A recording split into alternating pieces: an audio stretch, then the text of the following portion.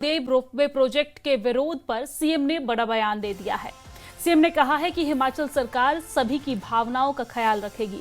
CM Sukhu ने कहा है कि प्रोजेक्ट की मंजूरी के समय विरोध करना चाहिए था, जब पेड़ नहीं कटे थे उस समय आंदोलन करना चाहिए था। उन्होंने कहा कि पीएम मोदी ने प्रोजेक्ट को लेकर नड्डा जो जेपी नड्डा है उनको जिम्मेदारी दे दी है। साथ ही उन्होंने कहा कि बिजली महादेव रोपवे प्रोजेक्ट केंद्र और राज्य सरकार का साझा प्रोजेक्ट है।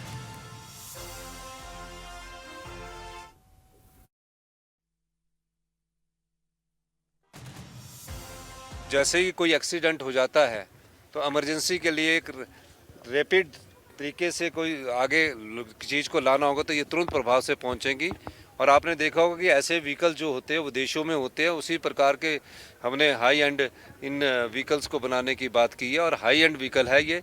इसमें सभी प्रकार की सुविधा है, वायरलेस सिस्टम भी कई गाड़ियों में लगा हुआ है ताकि जब एक्सीडेंट हो जाए तो तुरंत प्रभाव से हमें पता लगे। इस दृष्टिकोण से आज हमने इन गाड़ियों का अनावरण किया है। वहीं हिमाचल के कैबिनेट मंत्री विक्रमादित्य सिंह ने मेयर डिप्टी मेयर का कार्यकाल 5 साल तक बढ़ाने को लेकर बड़ा बयान दे दिया है। उन्होंने कहा है कि नगर निगम अध्यादेश केवल शिमला के लिए नहीं बल्कि पूरे प्रदेश के नगर निकायों के लिए लागू किया गया है। वहीं नगर निकायों के चुनाव में देरी को लेकर उन्होंने कहा है कि ओबीसी वर्ग को नगर निकायों में प्रतिनिधित्व मिलेगा। बिजली महादेव रोपवे प्रोजेक्ट को लेकर भी पूर्व में दिए गए बयानों को लेकर उन्होंने कहा कि पर्यटन को सीमित और संतुलित तरीके से बढ़ावा देना है, साथ ही धार्मिक भावनाओं और पर्यावरण दोनों का ख्याल रखना जरूरी है।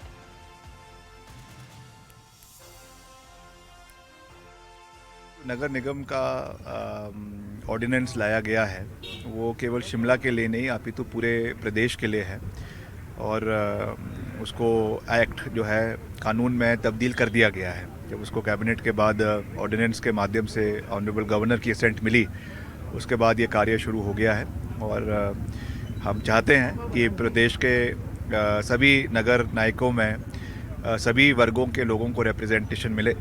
तो उसके अंतर्गत इस कार्यप्रणाली को हम कर रहे हैं और जहाँ जहाँ पर भी कोई इसमें कोई बात होगी, कोई चर्चा होगी, कोई रिप्रेजेंटेशन होगी तो उसको हम देखेंगे और उसके अधीन इसको आने वाले समय में तब्दील करने का जो है हम प्रयास करेंगे।